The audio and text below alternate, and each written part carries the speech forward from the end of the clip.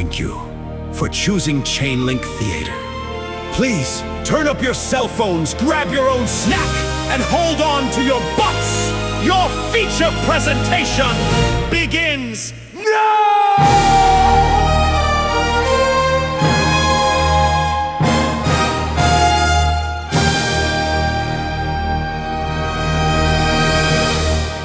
Welcome back to Chainlink Theater, the show where every movie leads us to the next, one actor at a time, but not today. Today is a very special episode, as it is the very first episode of Unvaulted. I'm your host, Kyle, flying completely solo today. Autumn went to Disney World and left me completely unsupervised in the studio, which is a terrible idea. But we're going to roll with it, and I'm going to crack open the vault to let some of our best stuff out into the wild. For this very first ever episode of Unvaulted, we're taking a trip back in time and unlocking our episode on the first X-Men movie. X-Men 1 and Spider-Man 2 actually tied in our poll, so I got the deciding vote, and I figured we might as well start with 1. This is originally the very first thing we released when we launched the Patreon all the way back on March 20th. We actually recorded it way before that. We recorded it in like February. So if we sound slightly younger and full of hope, that's why. It was a long time ago. But I also wanted to announce that we like the idea of this so much, we're going to do it every week. We put a lot of work into these episodes, and we really want all of you to hear them. So every single Tuesday from now on, we're going to be dropping the first 10 minutes of each of our premium episodes right here on the free feeds. That starts this upcoming Tuesday, June 9th, 2026, with the first 10 minutes of Spider-Man 1.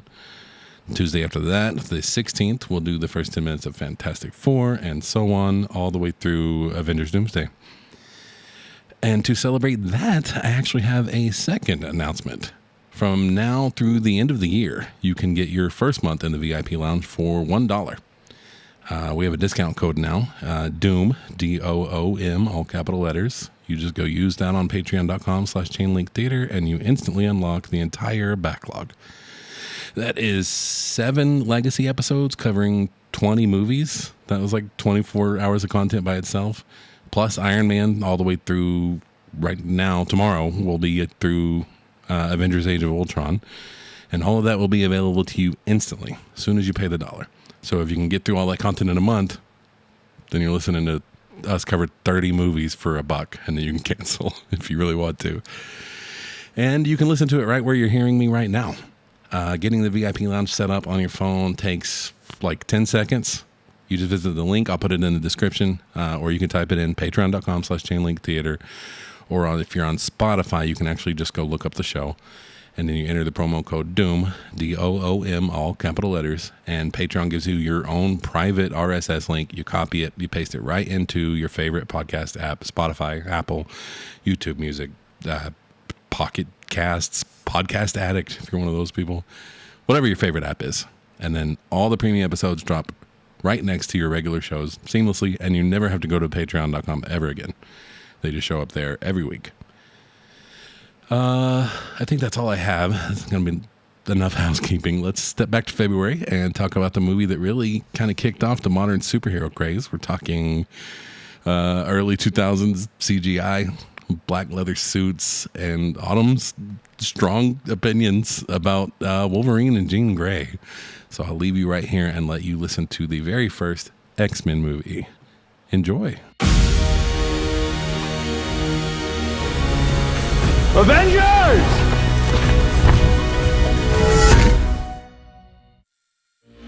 Assemble.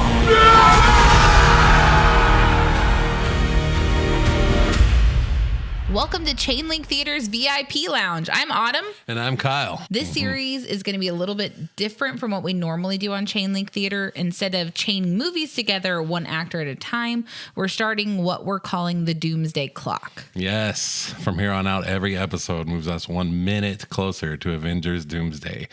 We're planning on rewatching the entire MCU, along with the major Fox and Sony films that feed into that, to see how all of that came together and how it's going to lead us there in the end. We're going to kick things off where the modern superhero era truly began in 2000 with the original X-Men trilogy. Yeah. Original X-Men. Yes. History. Watched them all in theaters. That's it. Did you not rewatch them ever? I was obsessed. I had to have. My dad was always like a more of a rewatching kind of guy. Yeah. So, like, you remember when we first started dating, my parents would always go to Walmart and come back with new movies. Like every week, remember? They would always buy new DVDs. Yeah. So, yeah, we watched these multiple times. Yeah, we met in 2007, so that was right after this third movie came out. Yeah, right after whatever it's called. So we got together right before the MCU officially started. Jesus. Yes. Good Lord. It's been a minute. It's been a minute, but yeah. So I was obsessed with them because I was born in 85. And so for the first 15 years of my life, there was no Marvel movies that were any good. Yeah, no. There was like the 90s Captain America movie, and that's about it. Yeah, I don't think before I obviously knew who Iron Man was and Captain America was, and I remember seeing like illustrations of Thor and Hulk, but I didn't give a fuck about them. Did not care. Didn't know anything about I'm actually them. not sure very many people did know who Iron Man was before 2008. He wasn't. I am Iron Man. Okay, That was so my the knowledge. Ozzy song. Yeah. He wasn't very popular. Still isn't it in this house? Well, 50-50. She's not a fan of Iron Man, but she's going to try to be nice till we get to the movie that pisses her off. I will try to be nice till we get to Civil War. Yeah. And then the gloves come off. So you guys have a while with her being nice. But I'm going to stay nice the whole time. The 90s were kind to Marvel on the animated front and comics.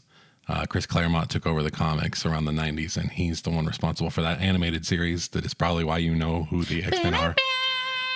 That one. Ba-da-da-da-da-da. That's it.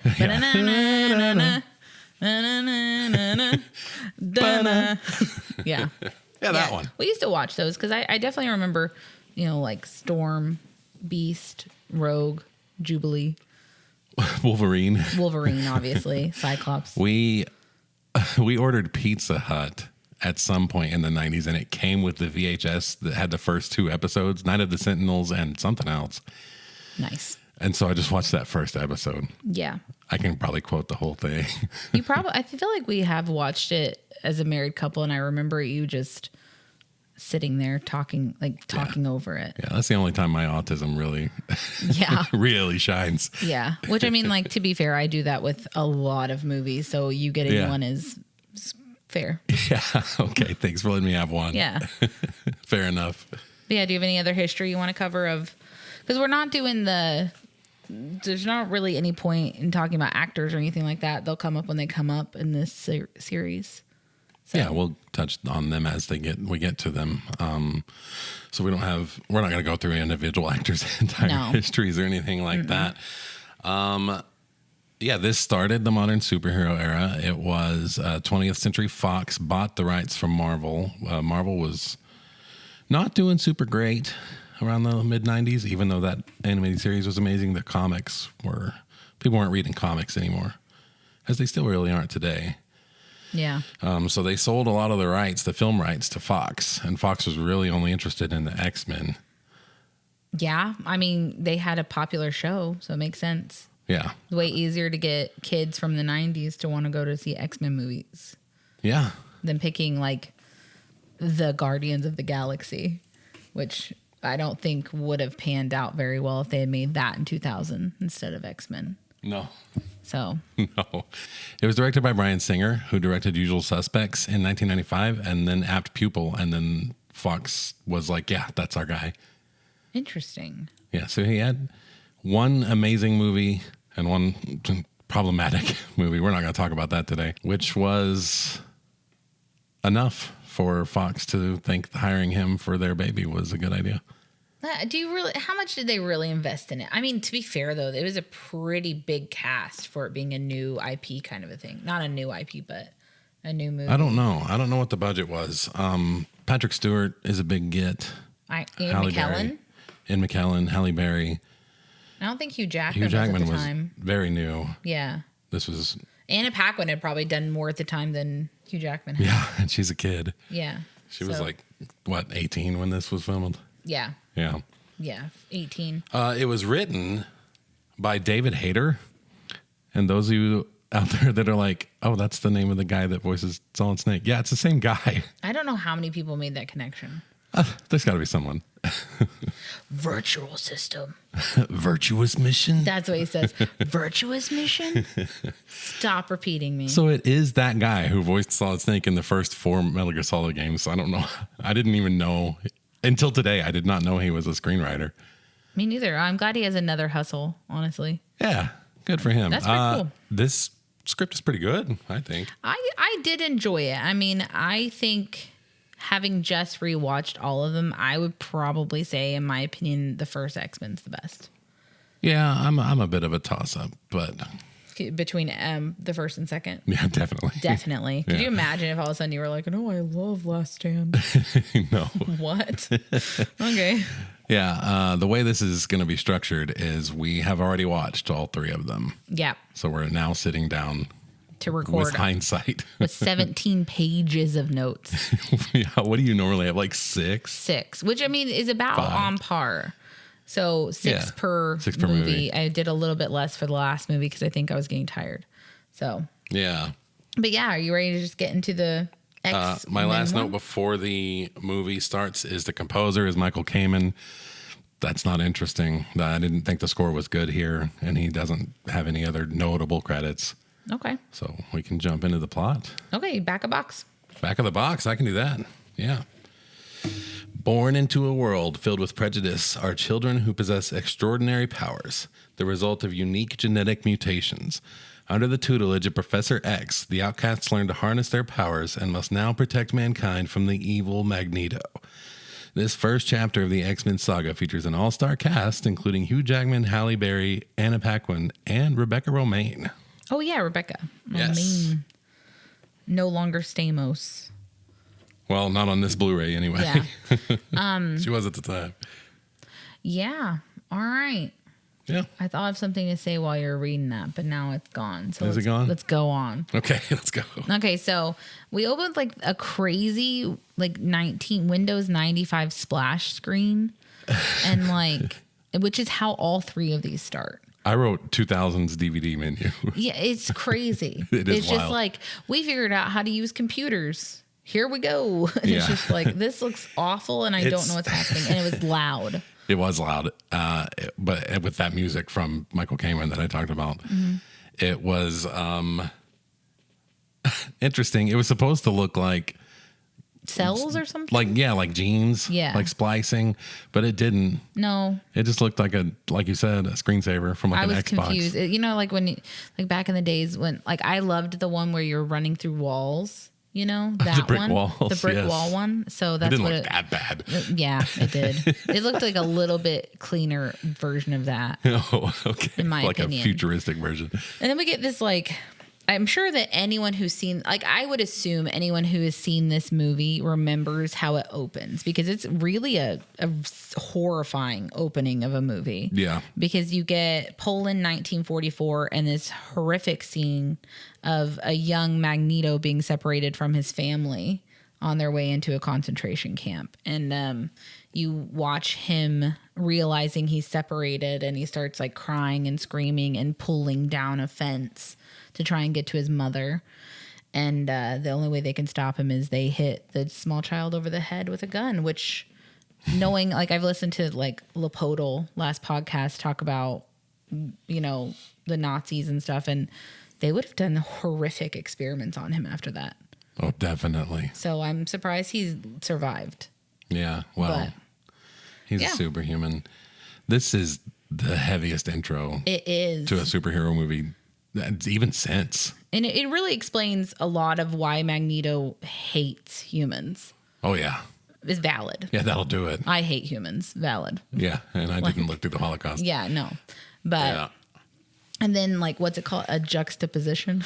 Yes. Rogue is trying to bone a guy Yeah. and she kills him. Yeah, it's a jarring cut. It's very jarring. She's like, we could go all the way up here to Alaska and then we're going to get up here And he's just like, let's fuck. And she's like, okay. And then she kills him. Well, they reveal later that he did not die. Who did not die? Anyway. He was in a coma for 3 weeks. He was in a coma. I'm going to be honest with you guys. I tried to fill in my notes thinking I knew what was happening for a lot of these, and then I was wrong. Yeah. There's a lot of backspacing. Movie kept faking you out. Yeah. So basically, then we have Jean Grey at like some kind of political thing. Yeah, like, some sort of Senate hearing. Yeah. And she's talking about mutants, and then there's like a bad guy, obviously, Senator Kelly, I think, yelling at her about mutants and how they're dangerous, classic bad guy shtick, you know, and then Professor X confronts Magneto in a hallway, and they're talking about like, why are you the way that you are? And Professor X thinks that mankind has evolved and is more accepting than they were in the 40s. And Magneto's like, no, nope, we're not safe. We're still not safe. And then Magneto basically just tells Professor X not to get in my way. Just stay out of my way, Charles. Yeah. That's the whole vibe. And as he's walking away, he says one of my favorite lines in superhero movie history. We are the future, Charles, not them. They no longer matter. You know, that's valid. Yeah. But some of their powers are dumb. We'll get to them when we get to them. Yeah, some of the powers are dumb. We were talking about it during the movie. I think it's interesting that nobody has the same power as anybody else. Yeah. I guess it's more like fingerprints than anything else. Oh, but yeah, I guess so. Some of the powers are, I don't know what you'd do with that. Well, especially in 3. Yeah.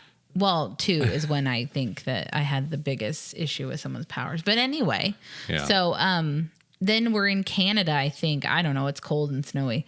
And Rogue has made it there somehow. I don't know, hitchhiking her way. And I don't know why she's here other than the little talk she had with her boyfriend about where she would go. Yeah. But then why wouldn't you go?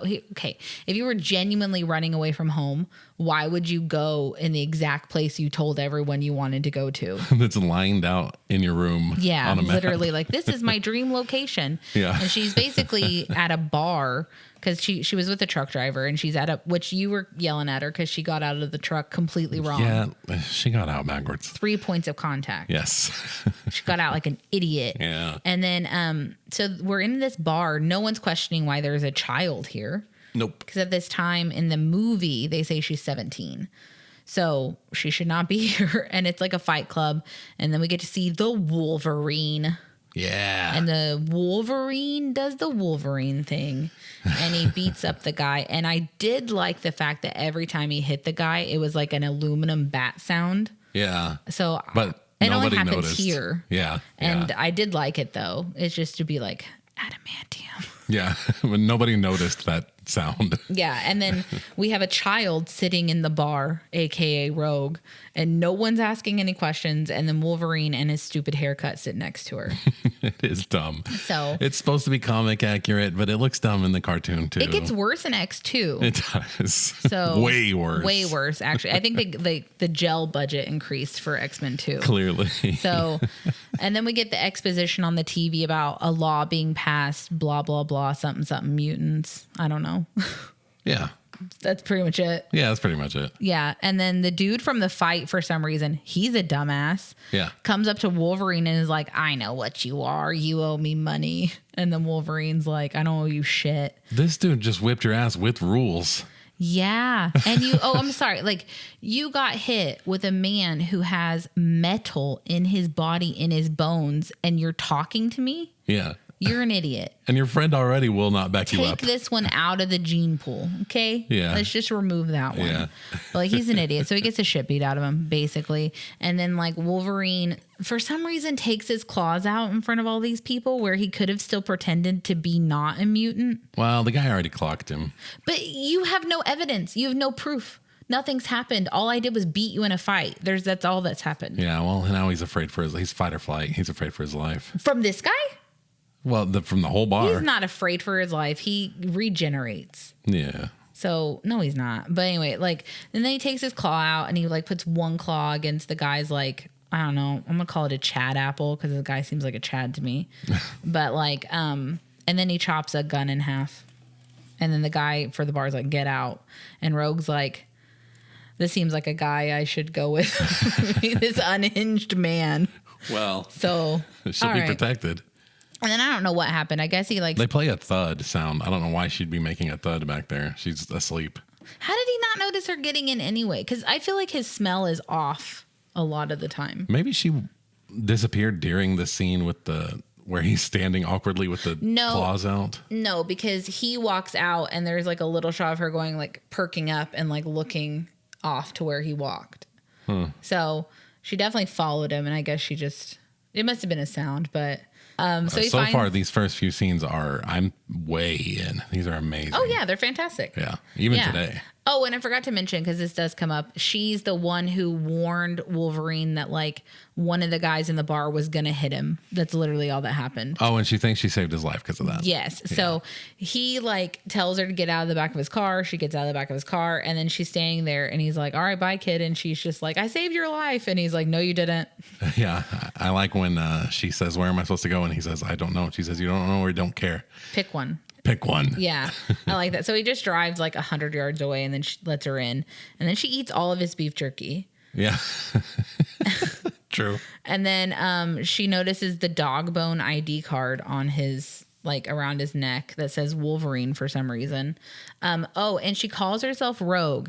And I feel like that is a lit name. I'm not going to lie. Yeah. But I feel like her name could have just as easily been Homeless. Yeah, I don't think she was saying that was her name. I don't think so either. I think she was saying, I'm Rogue. Like, I've gone rogue. I've gone rogue. And he was like, that's her name. So what if she'd said, I'm homeless? I'm homeless. And her name would be Homeless the whole movie. Okay. Hi, homeless. I'm dad. Stupid. Oh God, could you? So dumb. But anyway, and then Wolverine, basically we get the whole thing that every time his claws come out, it hurts. And they banter about their fake names a little bit. And then she tells Wolverine to buckle up, and he's like, I don't have to. And then he immediately goes through a windshield. Immediately. Yeah. And then for some reason I thought it was interesting because, well, not Liev Schreiber wants to fight. Tyler Mane as Sabretooth. Yeah. I'm just going to call him not Liev Schreiber the whole time. That's fair now that I've clarified. Yeah. And then, but she like looks at Wolverine while he's regenerating like, holy shit. Are you a mutant? It's like, you knew he was. Yeah, she oversells that a bit. I mean, calm down. But anyway, so then like Sabretooth attacks, and Rogue is about to blow up in the van, which I don't even know how a fire started. I honestly don't know. It showed us, but it dropped, and it doesn't make sense. And she can't unbuckle. And then the X-Men show up for some reason. I don't know why they're here. In Canada, randomly on this road. I don't know why Sabretooth's here. Well, I mean, eventually we find out that everyone's looking for Rogue, but why? Well, I know why, actually. You know why. But like, it's just kind of convenient that she was able to get all the way to Canada and no one was looking for her, but now everyone's looking for her. Well, it makes sense that Sabretooth tracked her all the way up there, because that's yeah, what but he how does. come the X-Men are just like, no, I'm here. I don't know. But anyway, so Charles can track mutants, though. that is true. That comes up in this one and the next one. Not so much the one after that. No. But basically, like, I actually really like this scene because Storm and Cyclops get Rogue out of the car. And I don't remember how they disable Sabretooth. But, like, there's just this one shot. Optic blast. Oh, okay. There's, like, one shot of Scott Cyclops trying to get Wolverine off the truck, like off the front of the car, and you can see that James Marsden is like, fucking fat ass move. Like he cannot move Hugh Jackman at all. Yeah, he's like, help, bro. That's poor editing. You're gonna blow up. But like, it's not as badass when you actually look at it. But yeah, this is the first time when Sabretooth shows up is the first time that the movie's even a little hokey to me. Sabretooth looks dumb. Sabretooth does look dumb. I don't know why his eyes are so big and black. His eyebrows are like 4 inches long. They are. Which they're going for the cartoon look, but the cartoon look is kind of dumb. Okay, but if you're going for cool, the but it's cartoon dumb. look, then how come Wolverine doesn't put on the yellow jumpsuit at the end? Yeah. So what are we doing the cartoon or are we not doing the cartoon? Yeah, you should have Which is just cast Liev Schreiber. Yeah, facts. But then we get a shot of Toad spray painting something for some reason, and Sure. Sabretooth has to tell Magneto that he's a failure.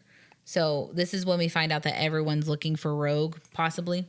And then Wolverine meets Jean Grey and attacks her a little bit in the basement of the X Manor, I guess, or whatever it's called. And then he runs shirtless through the hallways, and Professor X starts like talking to him in his head and leads this confused, deranged man to the school full of children. Yeah. And for some reason, Wolverine's following this disembodied voice like it's fine.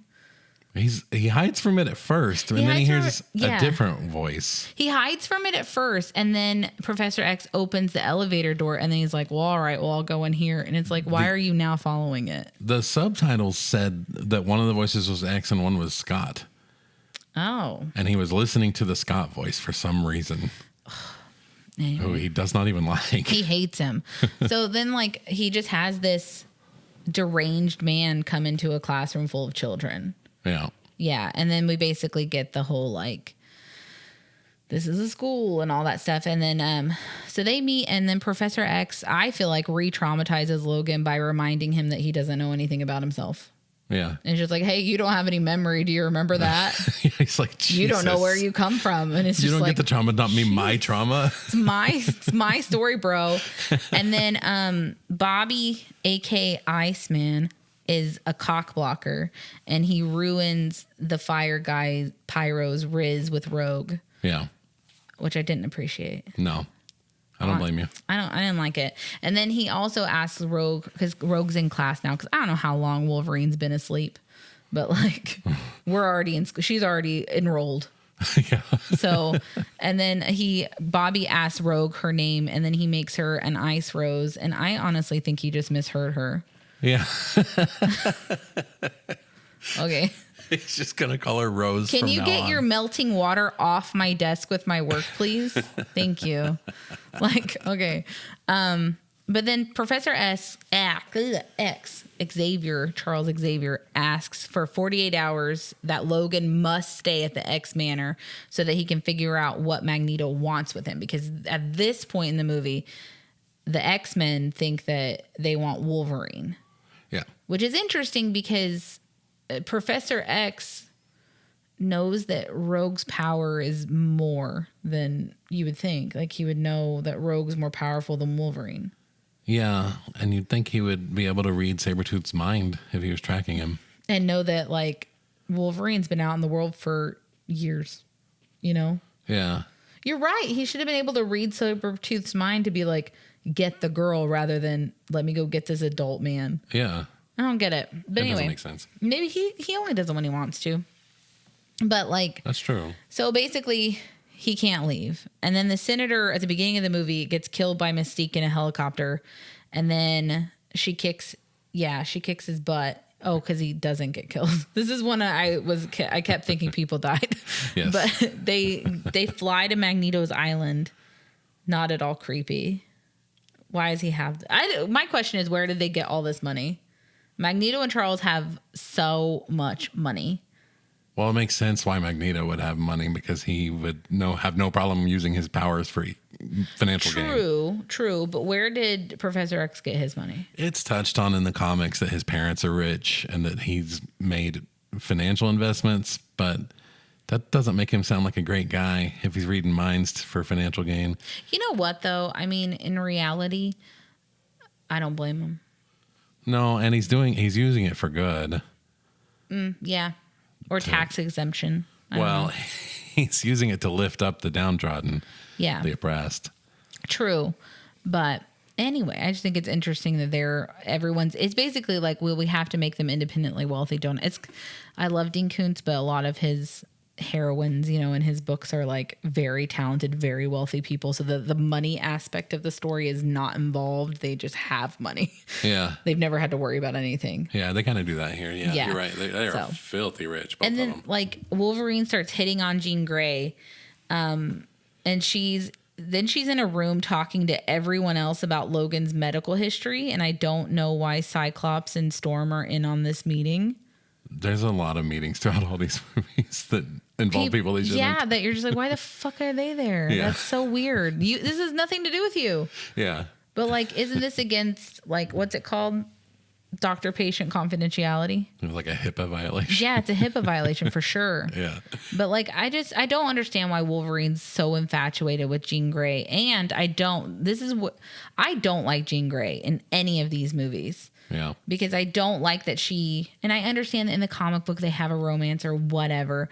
I think that Scott should leave her, and I hope he goes and gets so much vagina or whatever he wants and so much hotter than her. Yeah. Because she's a bitch. Well, yeah, she entertains this. She does, instead of shutting it down immediately. And she's extremely powerful, so she could shut it down. Yeah. She could melt his brain. Yeah.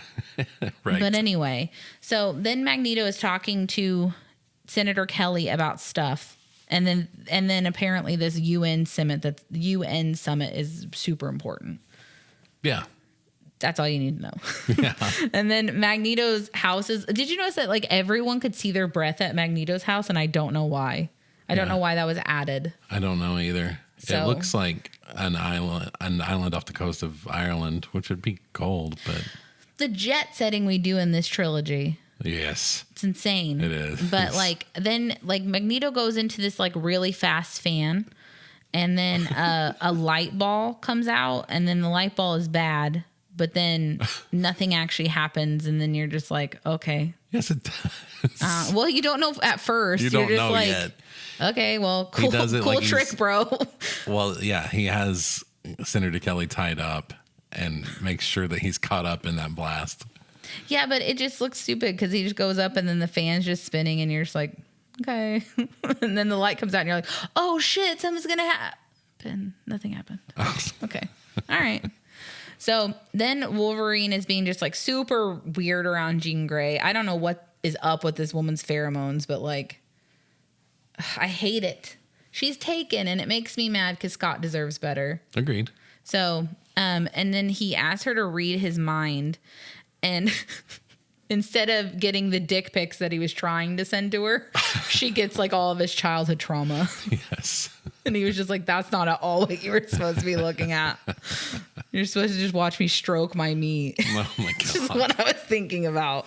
But so then Cyclops interrupts this like little meeting with Jean and Wolverine, and then just basically tells Wolverine to stay away from his girl. I don't like that sentiment because I don't like cheaters at all, as you know, but you can't take something that doesn't want to get taken when it comes to a human being. Yeah. So, well, Wolverine says, aren't you going to tell me to stay away from your girl? And Cyclops said, if I had to do that, she wouldn't be my girl. And then 5 seconds later says, stay away from my girl.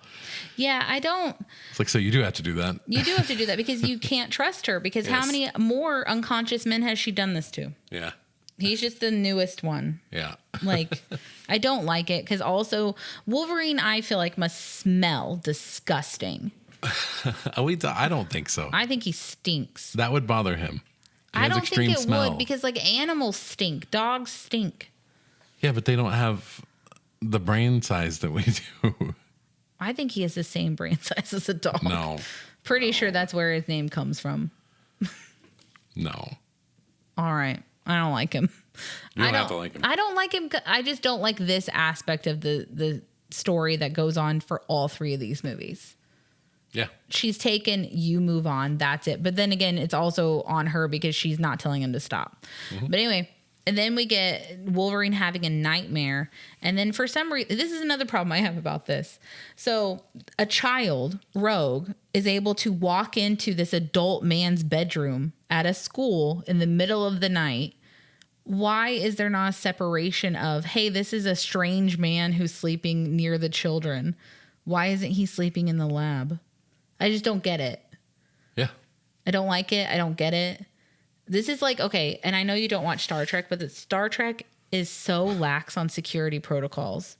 And so is the X-Manor. Yeah. They just don't think about these things. Well, the X-Mansion is supposed to be a safe place for scared and lonely children to come. Yeah, and you should probably keep the weird adult men away from them. I don't know. That's just my thoughts. But anyway, so then Rogue tries to wake him up, and instead he stabs her. And I was like, holy shit, it's Mystique. It's not. This is another time that I thought I knew what was going on and I didn't. Mystique had you fooled this entire. She did. Every time that it was her, you bought it, and every time it wasn't, you thought it was her. Yeah, every single person who walked in, I was like, "That's Mystique." Every single time, and it wasn't. And I was just like, "Wait, what's happening? Is it her or is it not her?" So she had me on the tip of my toes the whole time. Edge of your seat. Yeah, tip of my toes, my tippy toes. Is that not what you say? You can say whatever you want. But she had me on edge. And then, so she's dying, like guttural noises, like, and then she just touches Wolverine's face and sucks the life force off of him to heal her, which is pretty cool. Which we find out that Rogue's ability is that she sucks in their abilities, right? I wouldn't word it that way. Sucks in their abilities. She steals the life force, which gives her the mutant powers too. Yeah. Yes. So what did she get from Coma Guy? His life force. What if she got like... He doesn't have mutant powers. What if for like 30 minutes she was just really bad at math?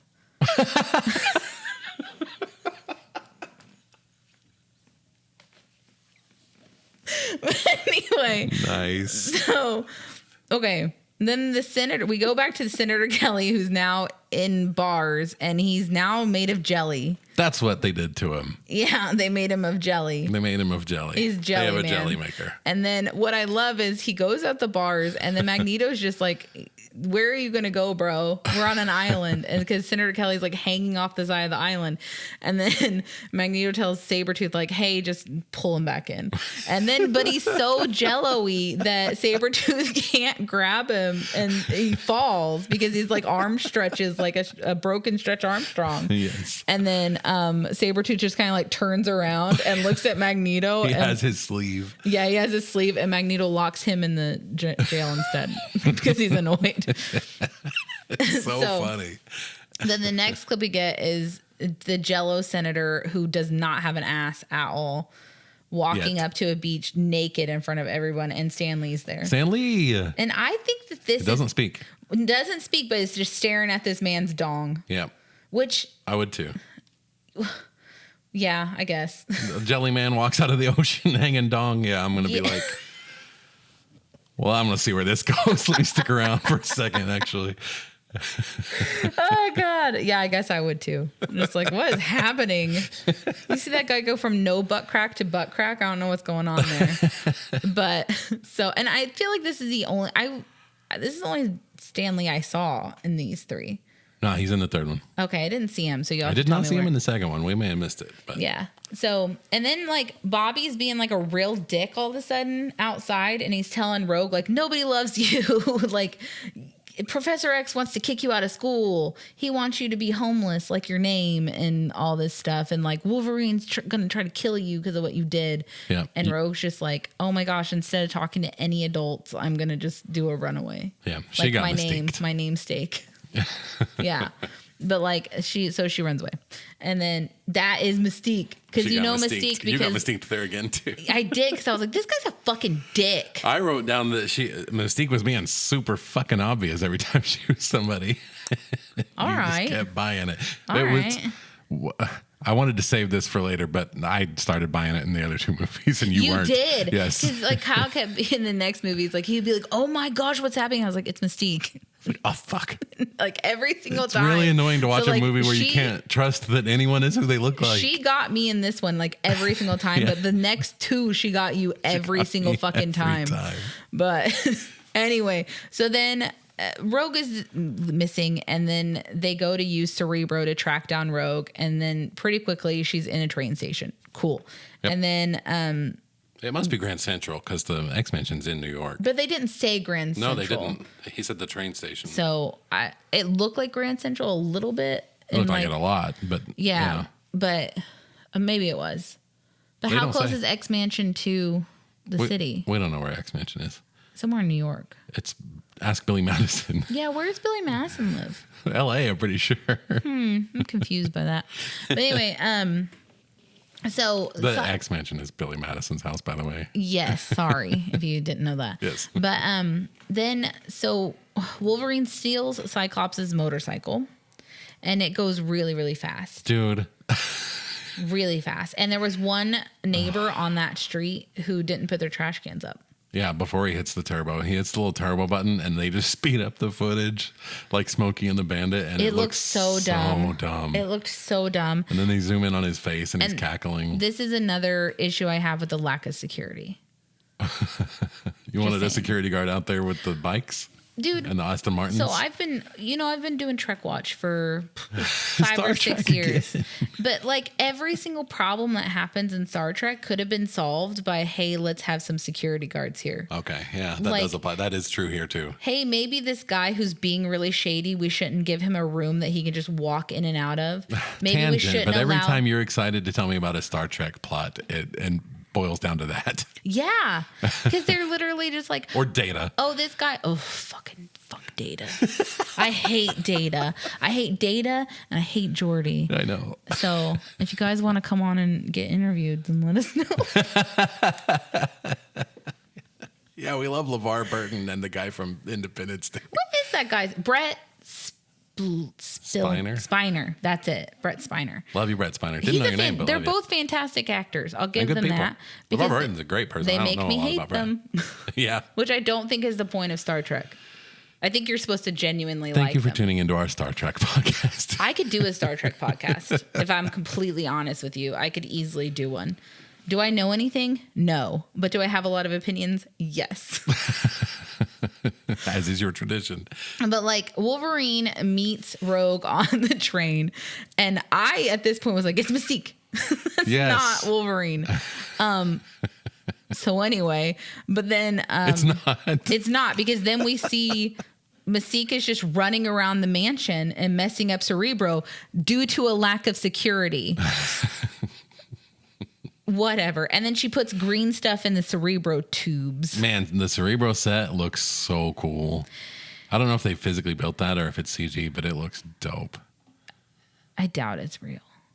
Probably not. It kind of looked like the sphere. This seemed high budget. It did. Like, I mean, it did. They did a good job. Yeah. But then we go back to Rogue and Wolverine, and it's actually really sweet because he's like comforting her and talking to her about going back to the mansion, and that's pretty much it. And then Toad and Sabretooth arrive at the station and scare the locals into being afraid of mutants by fighting Storm and Cyclops. Yeah. So, yeah. And then like... really convincing. Yeah. Why do I say an eyeball rainstorm? Oh! So... Cyclops' eyeballs and a rainstorm fight. Oh. So that's what fills the station. Okay. Causing untold property damage. Yeah. For two bad guys. Don't they both get taken out? Storm and Cyclops? Yeah. And like Toad has no powers really other than he has a tongue. And he can spit mucus. And he can jump. Yay. What a great, like, imagine being that powers. Mutant. That would be annoying. And he's greenish. He is. He's ugly. Yeah. And then, actually, no, he's not ugly because there was one part where I was like, a Toad could probably get it. Toad's a little hot. Well, he's Ray Park. Yeah. Under all that, Darth Maul, if you don't know. Yeah. But, and then, well, Sabretooth could not get it. And Baraka. I would recast Sabretooth as Edge. That's who I would from do. WWE? Yes. That's good. That's who I would do. I would love that. Give me that movie right now. He looks great in a long jacket. He does. He does. Oh my God. I didn't even talk about Wolverine's jacket, the sickest jacket ever to touch film. Don't you have one of those that looks like that? No. That one's so hard to find. It's this worn brown leather with the light brown stripes on the sleeve, the 3 stripes. I have a black one with blue stripes. That is what you have, yeah. It's the closest I could find. Yeah, and I think this is what we were going for. That's all men want. Is a sick jacket. Just to look like Hugh Jackman. Yes. 32-year-old Hugh Jackman. That's all any of us want. Honestly, I would go for looking like 32-year-old Hugh Jackman. That's all women want too. Yeah. But like, so Magneto stops the train and rips it apart to get to Rogue. And then like Wolverine still mistakenly thinks that he's looking for him. He is not. He is not. And there's a scene where Sabretooth gets knocked on his ass though, and Toad walks over to him and is like, quit playing around. A Toad kept cracking me up. Yes, Toad's like funny. a douchebag. Yes. But like, and then Magneto's just like, I don't want you. Why would I want you? You're stupid. Because he can easily throw around Wolverine because of adamantium. Yep. So anyway, which is a way cooler name than unobtainium. Yes. So I appreciate And it's cooler that. than vibranium too. It is cooler. Yeah. Is vibranium what the shield's made out The of? cap shield, yeah. Oh, okay. Yeah. Adamantium's a way cooler name. Yeah. Okay. I agree. All right. So we have our ranking list. Yes. So anyway. Adamantium, vibranium, Unobtainium. many other things. Kryptonite even. Kryptonite. Kryptonite would probably be number 2. That's a pretty cool name. Yeah. Yeah. So then Magneto makes like a huge scene in front of the cops and he makes them pull their own guns on themselves. This dude is in control. Yeah, he is. Yeah. And then suddenly Sabretooth grabs him by the throat. And then, like, I just love Magneto because he's been kicking it with Charles for far too long. So he's like, where are you, you pussy? Yeah. Like, Show yourself. Show yourself. And then, like, this is when we know that Professor X can just, like, go into other people's brains and take over their bodies. He says later that he can only do it to weak-minded people. It's like a Jedi mind trick. Okay, well, that's so me. Sabretooth. I'm weak-minded. You think you're weak-minded? You're not Sabretooth weak-minded. I mean, I don't know, but like, what does weak-minded mean? Like, if you were like, don't eat this Reese's, I'm going to leave it right here. Don't touch it. I would 100%. No, it's about telling you to do something. It's like, eat this bottle of sriracha. Oh, okay. No. If you tell me to do something, I probably am not going to do it. Yeah, you're very strong-minded on that. I'm not going to want to do anything that I'm told to do. Exactly. Even if I'm about to do the thing that And Sabretooth spends the whole movie doing exactly what he's told to do. Yeah, because he's a great hinge. He is a good hinge. He is a good Until hinge. he loses Senator Kelly Jelly. How did we never call him Senator Jelly? Senator Jelly. Oh, my God. Yes, Senator Jelly. He'll come back up. So Magneto shoots a cop in the head, but stops the bullet like right before it hits the guy.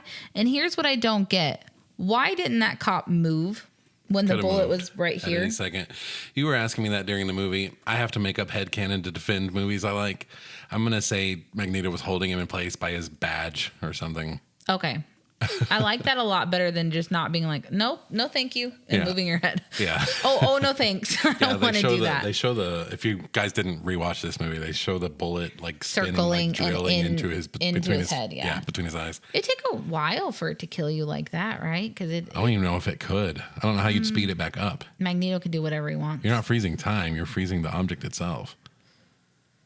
Magneto could do it. Yeah. Easy. He does launch lead balls at people later. Yeah. And so then before it happens, Magneto or Professor X lets them all go. And then Magneto calls him weak and says, you're not willing to make sacrifices or something like that. Yeah. I love these two. And then at this moment, Mystique shows up with a helicopter to land in front of the station and take everyone home. Yeah. Which is man. So anyway, Senator Jelly shows up at the X mansion to see what happened to him and his new Jello bod. And then Professor X reads his mind and sees like what went on and finds out about the big fan light machine. Basically, it's just picture if you've ever been to Disney World at night and during the fireworks when those kids have those like spinning light things. That's what this looks like. Yeah. Just a bubble wand. That's what this looks like. It does. So, and then we've basically it turns humans to mutants is what the machine does, but it's unstable and something else, I think is what they said. But they said something. Yeah. And that he wants Rogue to power the machine because he will die. Magneto will die during the process. Yeah. Because I don't know. I guess the fan's too fast. Well, Rogue will die too. Well, I know, but like, he just doesn't want it to be him. But how is a 17-year-old girl, even with your powers, strong enough to do this at all? Yeah, she's never even shown a proclivity to use anyone else's powers. Not yet, no. Other than like, and do you think that when she touched Wolverine, did she know that it was going to work? Or do you think that... The way they acted it, no. Then why'd she do it? It looked like she just touched his face. Like, because she thought she was dying. And she was like, if I'm going, you're going. I'm going to take you with me, you son of a bitch. You son of a bitch. Yeah. So then the senator starts leaking water all over the table. And then he asks Storm if she hates normal people. And she says yes. Sometimes. And then she says sometimes she's afraid of them. Yeah, me too. And then he blows up water. He waters up. Yeah, he does. So he's dead. So that's fun. And this one really is dead. He's dead. Yeah. Senator Jelly is toast. He's gone. Yeah. So then Professor X tries to use Cerebro, but the green liquid gets to him and he does a little bit of a die. And then he ends up in a coma, I think. Yes. So here's the thing. Then Jean Grey gets the green ooze out of Cerebro. And then this is my lack of security. No one, like, what is it called when you do your truck before you drive? Pre-trip. No one pre-trips Cerebro. No. No one checks to see if we have enough liquid for some reason. I'm sure that's in the manual. And they're just not doing it. What's the liquid for? Does it get injected into Charles's head? Because what did it do and why? He doesn't take off the helmet and have a wet head. No way of knowing that. So what the fuck did this do? No idea. I don't know either. Comic stuff. I think that when he puts it on, it stabs him in the back of his spinal cord. And then it injects. Like in the second movie? Yeah. It injects stuff into him. And then this was the secret of the ooze stuff. And so. Turned him into a ninja. Turned him into a baby. Ninja turtle. Yeah. Okay. Little hamster guy. That's what happened. Hamster guy? What are they're babies? Oh, Toka and Razor. Yeah. Yeah. I get you. That's like my favorite part in any movie ever, I think. And I know that it doesn't make any sense, but I just love when Shredder's like, they're babies. I do too. So then Jean Grey decides that she's going to find Rogue, which I do think is interesting that there's no chair in here for anyone else to try to use Cerebro. No. It's only for him. It's only for him. It's a massive room. Yeah. Selfish. Yeah. No one else can be even a little bit comfortable. But so then Scott sees Jean because she didn't shut the door for some reason before she tried. And he runs to try and stop her, but then the doors stop. But then they open again and he's like, oh, no, Jean. And she's like, oh, my God, I'm so weak and frail. I found her. And it's just like, cool. Yeah, these doors are excellent at dramatic effect. Oh, my God. Yeah. Jean Grey is excellent at being a dramatic little bitch. Oh, Jesus. But anyway, I don't like her. I know. And then we're going to the Statue of Liberty. The object is to mutate all the world leaders at the UN summit on Ellis Island. Yep. That's the goal. So the X-Men go in the X-Jet, and then there's like a joke about yellow spandex. Yeah. Probably popped for it in 2000. Yeah, I'm sure. But now we've had the yellow spandex. Yeah. And it looks dope. And then we get to the final showdown, and we get Wolverine flipping off Cyclops with his claws. Yeah. Because they don't like each other because Jean's a bitch. Right. Because Wolverine doesn't like him because he has this woman that he's suddenly in love with, that Wolverine's suddenly in love with, that he doesn't know anything about. Exactly. Who he doesn't know at all. He Yeah. spent literally like 2 minutes of the film talking to her, and all of a sudden he's like so smitten and angry that she's in a committed relationship. Yeah. But I don't like this because honestly, if I had James Marsden and Hugh Jackman, especially nowadays, it would always be James Marsden. Like always, especially in X3 when he has his depression beard. But anyway. But they're both in it. She looks like Famke Janssen. So, I mean, fair enough. Okay, but here's the thing.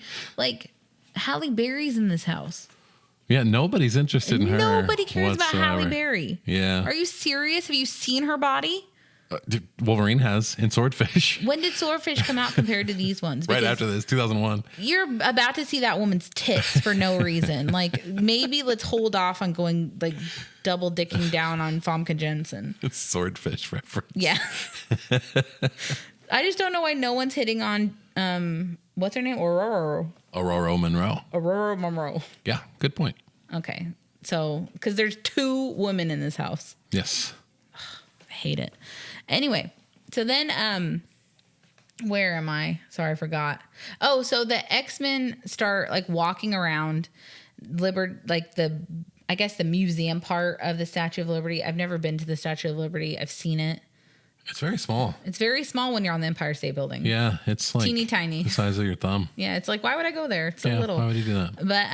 But so the bad guys just keep separating the X-Men by shutting doors. Yeah. I don't know how this is going to do anything. They don't have Kitty Pryde.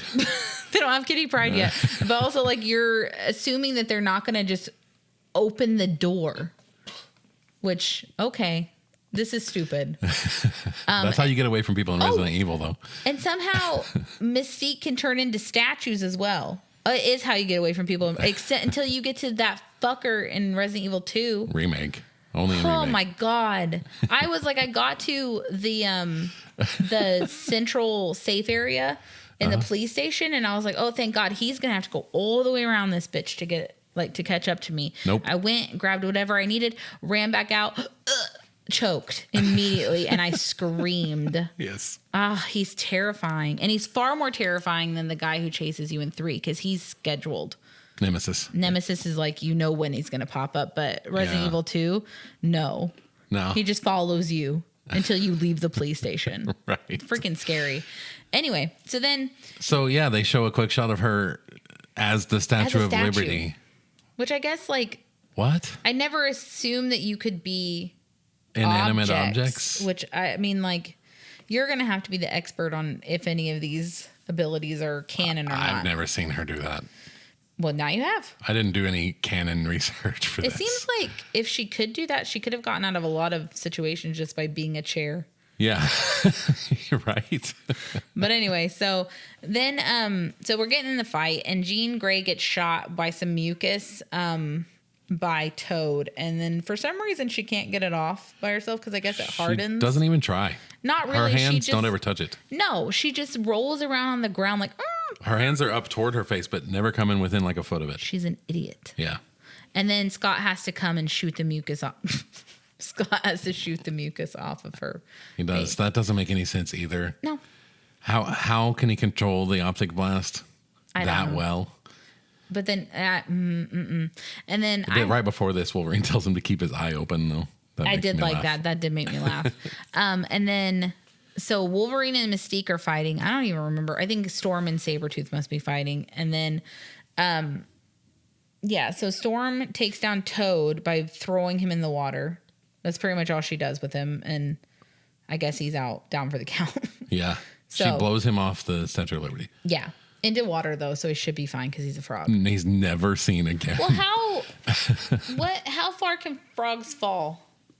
That is not a question for me. Okay. I just It's feel not like my a area of frog, expertise. like, you know how, like, I don't know, like how Well, he far. lands in water. Exactly. And he's a toad. Yeah. So, wait, can toads swim? I'm sure they can. I don't know any of this. I don't know any of this either. So, Also, he's not a toad. He's a mutant human called named Toad. Yeah.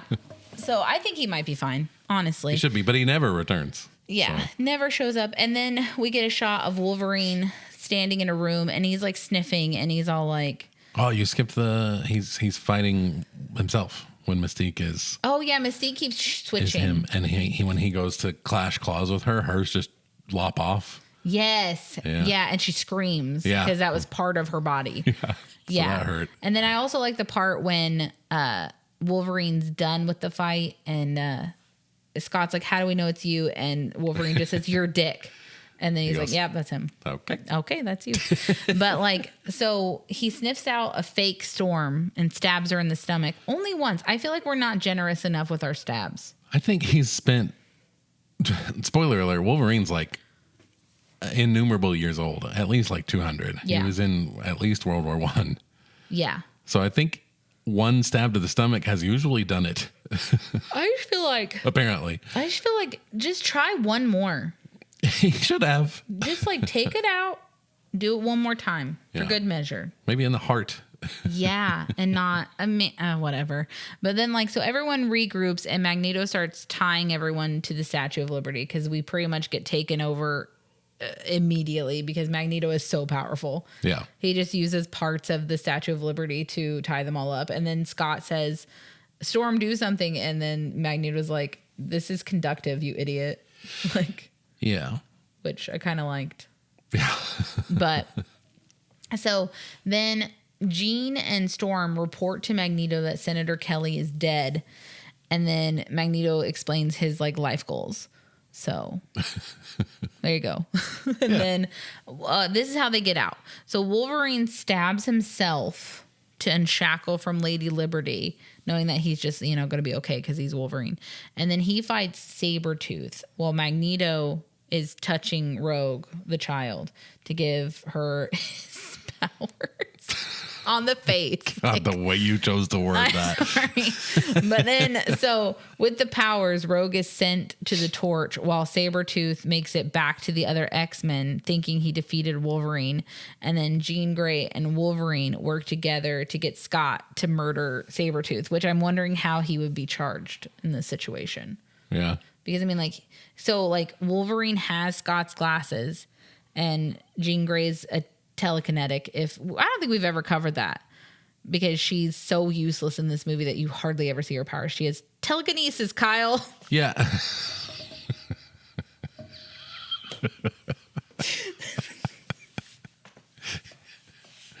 Nice. Stupid, but nice. She talks a lot in this movie about how she isn't good at using them. Like, she's not in control, She so she seems doesn't very use them. unsure of herself a lot. Yeah, but then X3 touches on how she's very powerful when she's a child. How we probably should have murdered her a long time Yes. ago. Not everyone needs powers. So I don't know what this unsuredness is about. I think that when you get to X3, you understand that Charles has done something to her. Yeah, he's been keeping her in check all these years, like frozen, Yeah, exactly. keeping her locked up because she's too powerful. Yeah, He's but- right. She is too powerful when we get to it. But I also think that, like Frozen, maybe he should have spent her entire youth teaching her how to control her emotions rather than letting her, as an adult who's more powerful, have to experience all of her powers all at once. Yeah. Or kill her. You live and you learn. Either way. But then, so they make Scott kill Sabretooth. And then they formulate a plan to use Storm to lift Logan into the air while Jean steadies him and Scott shoots something. Anyway, that's the whole thing. Yeah. And then Rogue's hair is turning white. Iconic. Yeah. And I heard the thing. so Logan is being held back by Magneto while he's right in front of Storm because somehow, okay, this is what I don't get. So somehow this fan is spinning really, really, really, really, really fast around Rogue, right? But Wolverine gets inside the fan and the spinning arms somehow. Yeah. How? Adamantium. I guess, but okay, here's my He does question. a similar move at the end of 3. This is my question. So, like Deadpool can regenerate body parts, right? Yeah. Can Wolverine regenerate body parts? Yes. So if his arm got chopped off, it would grow back. Yes, they have the same regenerative power. There is a fight between him and Hulk in the comics where Hulk chops him in half and he's climbing up a cliff pissed off to find his lower half. Okay, well, he has to find it, though. Yeah. So can he regrow? Or does he have I don't know to if he locate? can regrow his entire lower half. He needed to go find it. Because I'm just thinking if that fan was But he going regrows that... his arm in one issue too. Is it a baby hand? No. You don't like the baby hands? Maybe I will when we rewatch it. We'll see. But I guess what I'm saying is as fast as this spinning ball was going, it would have chopped him to shreds. Oh, the metal part of the spinning ball? Yes. Yeah. It would have literally ripped him apart and then it would have just been splatters of Wolverine everywhere. Yeah. So I don't know how he got in. But anyway, so then But he Scott did. shoots Magneto to distract Magneto from attacking or keeping Wolverine's claws at bay. And Jean keeps telling him to not take the shot. Yeah, I don't know why. She's like, stop. And he's like, I got to take the shot. I have a shot. Because I think And she's she like, "Don't." knows that she's a bad guy. That's what I think. I think she knows Okay. that in a couple movies, she's going to make some bad choices. I'm going to swap sides. I'm going to switch hitter. What? Oh, her. Yeah. I thought you were going to. I thought you were going to be like, now I'm a Jean Grey stan. I support everything she does. No. So then they get the machine to stop. Wolverine pulls Rogue out of it and then she's dead. Yeah, so he takes the shot and he hits him and he was right. Yeah, he was right. And I don't know why she was stopping him. Whatever. So she was right. Maybe she wanted Rogue's ends to completely become gray. Like she was like, no, she looks so ridiculous right now. That's her ultimate goal. Yeah. And then so he takes his glove off and he starts touching Rogue to give her his powers. But she's dead. And then my next note says, never mind, she's not dead.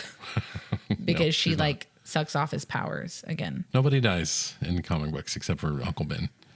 That's so sad. There's got to be one quote. Reality where Uncle Ben lives. There isn't. There's none? It's a famous quote about comic books. Wow. So no Spider-Man has an Uncle Ben and became a bad guy? There might be a recent one that I'm not aware of. But because if you don't have the with great powers speech, like, okay, so we're only talking about the first Spider-Man, Tobey Maguire Spider-Man, but like he got what he wanted by letting the robber get away and felt like really good about his revenge, right? Mm-hmm. So then he would have just been a bad guy if Ben hadn't died. Because he would have realized that he got satisfaction by being a dick. Yeah. So there's got to be a reality somewhere where Spider-Man is a dick and Ben's alive. There's quite a few realities where Spider-Man is a dick because of Venom. Yeah, but I'm talking about Venom. I don't like Venom. I get what you're saying. It makes sense. But anyway. Venom can be cool. They just don't ever do it cool on film. Okay, I will say that. Games. Well, no, I think that the Venom in the Spider-Man video game is really. I liked it. It's fine. With Kraven, it was good. Yeah. And like honestly, like what's his name? He walks through fire though. Okay. But the guy who plays Spider-Man in the video games, Yuri Lowenthal, does an amazing job at acting out what Venom did to him. And I think he does the best job, better than I've ever seen on film. Surely you don't think that the second game's story is anywhere near as good as Doc Ock finding out. Oh my God, that's so good. If you haven't played the Spider-Man video games, what are you doing? Have I played them? No, but have I watched them like they're a movie? Yes. Yeah, buy a PlayStation if you don't have one and play those games, please. They're so good. Especially the first one. Like every single time, like I don't play the kind of video games you play. But you watch me play. But I watch them like they're a movie. So like I'll just walk into the room and like Kyle will be in a cutscene and I'll just start crying. Yeah. And then usually I'll just sit down and watch stuff. Yeah. Like that's how I experienced Expedition 33. Man, you sat down and watched all of Alan Wake 2. Thor, God of War Ragnarok. Yeah. Yeah, I just watched them. Except for I did play Last of Us. I was involved in You play all the Naughty Dog games. I do play all the Naughty Dogs and Horizons and Mass Effects. Those are mine. Mass Effect is yours. And so is Baldur's Gate because you hate it. I do. Even though you've never played it. But anyway. I've watched it being played. Yeah. For hours. Much like you have all of these games you're talking about. Who would you romance if you ever did play it? I don't want to play that. I know, but would you do Asterion or would you do someone else? Those are boys. Can you romance Karlach? Yes. There you go. You would. She's a step on me mommy for sure. Yeah. She's like if Lady Dimitrescu was red and had horns. Ooh, like I kind of want to do a playthrough where I romance Karlach. What are we talking about? She's hot. Anyway. X-Men. X-Men. Sorry. So Mystique is not dead. Like, remember when I said he should have poked her to chest the second time? He should have poked her to chest. To chest? Yes. He should have stopped that heart. Like, do you ever just put one toothpick in the cake to see if it's done? No, you poke it you poke it one place to see if it comes out clean, and then you poke it another place to see if it comes out clean there. That's what he should have done. That is the wildest murder analogy I've ever heard. Poke the cake. Test it. So she disguised herself as a security guard and passed out, which I think is interesting that she's passed out and still in I don't know what my brain is doing, but drag. She's still. Yeah, we'll just call it in drag from now on. Yeah. She's laying in the exact same position he supposedly killed her in. So it's interesting that she can keep the disguise did she transform? Unconscious. Well, she attained the disguise while unconscious. Yeah. I don't get it. Makes no sense. But anyway, so then the X-Men flee the scene of the crime. And Professor X, who did not die, asks like how we did, and Logan's like on the table. Oh, Logan's almost dead. So now Wolverine's almost dead because Rogue almost killed him again. Sure, why not? But then the next day he's fine. So it's just a lot of that. Yeah, it is. And then he hits on Jean again, and then asks about the professor, and Professor X, who like his promise for Wolverine staying in the manor for 48 hours is, hey, I'm going to help you figure out about your past. And now his part of the deal is basically him going, I have no fucking idea. Well, you should probably leave. You should probably leave and go figure that shit out. Like he gives him nothing. No information. I think he gives him like a vague area. Location, yes. Yeah. And then Mystique is posing as Senator Jelly, but don't worry because she flashes her creepy eyes on television like that's just completely normal. Yeah. Lucky for her in 2000, DVRs didn't exist. So someone would have had to been like taping something on VHS at the time. Yeah. But they wouldn't even think that was a mistake. They'd just be like, yeah, I figured all the senators were lizard people. Yeah. That's maybe where the rumor came from. Yeah, from Mystique. But like then Logan's leaving X Manor and he stops by to say goodbye to Rogue and he gives her his dog tags. Okay. And then Magneto is in a bubble jail playing chess with his BFF Charles.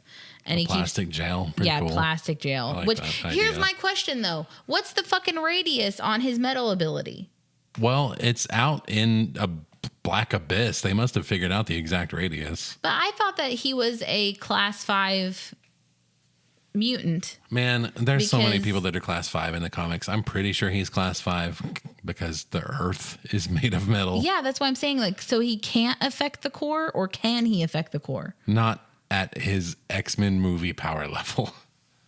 Power scaling gets real complicated and you can go way down a rabbit hole doing that. Well, I guess the thing is, Magneto doesn't want to destroy the world. So even if he could affect the core, he wouldn't do it No. right now. That, from what I understand, if we want to nerd out a little bit, class 5 mutants or omega level mutants are capable of ending all human life. Yeah. So definitely Jean, Yeah. definitely Professor X, Magneto. Yeah. Iceman actually counts because he can freeze the oceans. Gambit eventually counts because he can charge. He's dangerous in a Dollar He Tree. can charge the earth. Okay. Rogue eventually counts because she can keep the powers that everyone else has. So basically, if we write in enough, because I would say Storm would be one, because Storm could change the climate in And she every could climate. completely put the world in a drought for 100 years. Yeah, or as long as flood she's the alive. world. Yeah, that's it. So she would already be She one. didn't have to count. It's kind of like being an Avenger. Everyone gets a turn at being an Omega level. Yeah, whatever. It's up to the writer. Yeah, I guess so. Because I feel like Rogue, I understand. Jean Grey, I understand. Professor X, I understand to an extent. Magneto, I 100% when Professor X understand. gets a headache, everyone within a half a mile That's when he's old. about collapses. That's That when happens he's in old. the second movie. It does not happen. In the That second- does when he's in Cerebro, especially. Well, when he's in Cerebro. And Logan, he just does it on a it. Tuesday. Yeah. But then, like, so the last scene is just Magneto and Charles playing chess, and Magneto's like trying to get Charles on his side, and Charles sitting there like, can we not just have one day where you're like a normal person and we can just play chess together? Yeah. And that's the end of the movie.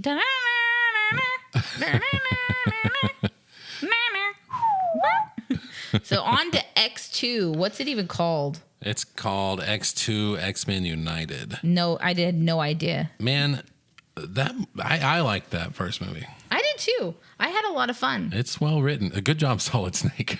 Yeah, I liked it. I thought it was the good. hell? I think it's a decent introduction to everyone. My only problem is I don't like Jean Grey and I don't like Wolverine because I don't appreciate. That whole romantic subplot it's gross.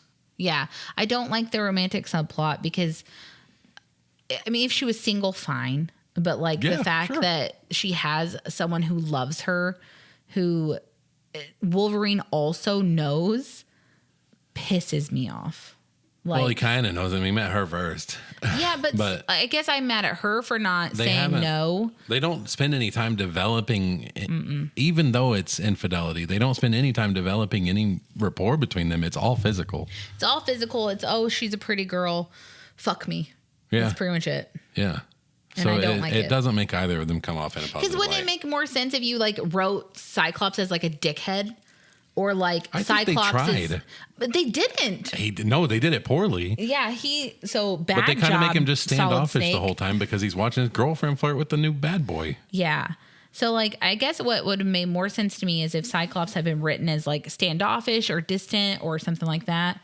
And then Jean finds, like, right in more scenes where Wolverine gets the mucus off of her or something like that. And Cyclops is neglecting her somehow. Yes. Yeah. Like, something like that. Like, Cyclops is too busy, like, reading his books or whatever.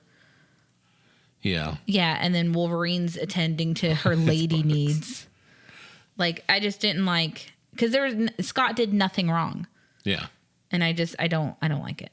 Yeah, and they treat Wolverine as the main hero, and he's like, he's kind of a dirtbag. He's a dick. Yeah. He's a dickhead who only thinks about himself, which is his character. If you could have painted that, like you said, that relationship in a poor light, he would have come off better, but still. Yeah, or even make it to where Scott's also sniffing around and they're not together. Oh, you can't do that to Scott's character, though. Why? Scott's the golden boy, the perfect X-Men. He is. I think Scott's probably my favorite X-Men, which is why I fucking hate Jean Grey. Mine was Gambit back in the day, but that's more like the same reason anybody likes Raphael. Or really, I guess Michelangelo. Renegade. Well, I like Michelangelo. Just the cut up, cool, wearing a dope jacket. You prefer, I lost the sigh. I am a Donatello guy. Okay. Which means I should be a Beast guy, I guess. Kelsey Grammer. Well, I don't hate that casting. I don't either. I hate that movie. Spoiler alert. Yeah. But X-Men Last Stand is not great. Who's your favorite turtle? My favorite turtle is Michelangelo. Then who's your favorite X-Men? Cyclops? Who's my favorite Avenger? Captain America. So Cyclops and Captain America make sense. That would mean your favorite turtle should be Leonardo. Boring. Would you make the fart noise? Boring. Yeah, no, I like... That describes Cyclops and Cap, though. Michelangelo, because, like, okay, I love them. When did Teenage Mutant Ninja Turtles, the movie, come out? The one that we all watched? I think 87. Okay, so I wasn't even born. Or 90. Okay, so I was a child, and Michelangelo was the funny one, and Raphael spent most of the movie in a bathtub, and I didn't know why. Yeah, I never liked Raph. I thought he was way too angry. I've never been that big of a Wolverine fan. Sorry, Jason. Because he's so short. Well, and his I can't relate to that stupid. either. That explains why Jason could relate to. Yeah. Not the short dudes. Poor Jason's just catching strays. Jason's short and wears dope jackets. And he loves Wolverine. He does love Wolverine. I always thought they had anger issues, but I've grown onto Cyclops a lot in the past few years. I love Cyclops. And especially I've been nerding out over him since the new Doomsday trailer, which is what this series is about. Also has Cyclops in it, and he looks amazing. Is it still James Marsden? Yeah. Oh my God. I love James Marsden. I'm so excited for Doomsday now because of that. Isn't your favorite movie 27 Dresses? What? No. It's not top 2000. I don't even think I've seen that. You've seen it because it's in our list. Oh my God. It's the one with the 27 dresses. Oh, how could I forget? And Katherine Heigl and Benny and the Jets. Oh, put Katherine Heigl in a movie, and I am way the fuck out. I did see a clip of her the other day though, that I actually kind of liked her a little bit better because it was someone basically like, people say that you're a bitch, and she was like, I'm not a bitch. I know I'm not a bitch. I'm a good person, and I would never go out of my way to be rude to people, but I'm also not going to take abuse, and I'm not going to let people talk to me a certain way. I don't know anything about the woman. I don't have anything about her as a person. I just don't like watching her act. Why? I don't know. I just don't like it. I didn't like Diane Keaton either. I can't explain it. Fuck off about that. All right, rest in peace. Rest in peace. I love Diane Keaton. I'm sure you did great stuff. I just didn't like watching it. You've seen Baby Boom. I hated it. You motherfucker. Oh my God. Don't say that. I'm sleeping on the couch, boys. You know I love sleeping on the couch though, so if you sleep on the couch, I'm sleeping on the couch too. We're sleeping on the couch, boys.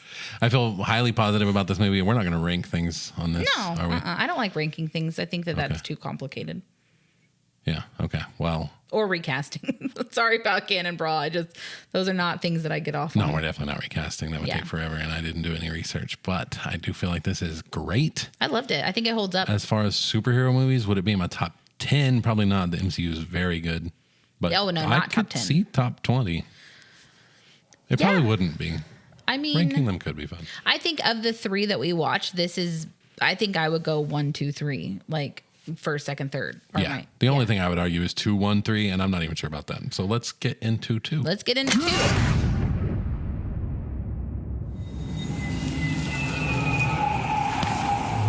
All right, guys, how was that? Hopefully you enjoyed that blast from the past. I think I did all right recording without my lovely wife today, but I hated it. So thank the cosmos she'll be back here next week to carry me on her back again. I just wanted to throw a quick recap here at the end before I get out of here. Next Tuesday, you're getting the first 10 minutes of our premium episodes right here on the free feed every week from now on. But you don't have to settle for the first 10 minutes. You can use the discount code DOOM, get your first month for $1, get instant access to 30 full episodes plus a new one every single Friday. Once you're in, get to the website, grab the private RSS link, drop it in your favorite podcast app. The Pay Lounge comes straight to you. You never have to go find it ever again. All right. That's a wrap for this week's episode. Thanks for joining us. If you liked the show, leave a review, follow the chain, and join us next week as we link from Blade Runner to my favorite movie of all time. I'm pretty sure. Blade Runner 2049. See ya. Next week on Chain Link Theater. I always told you.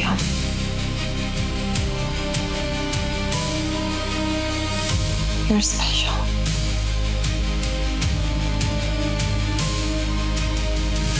Your story isn't over yet. There's still a page left.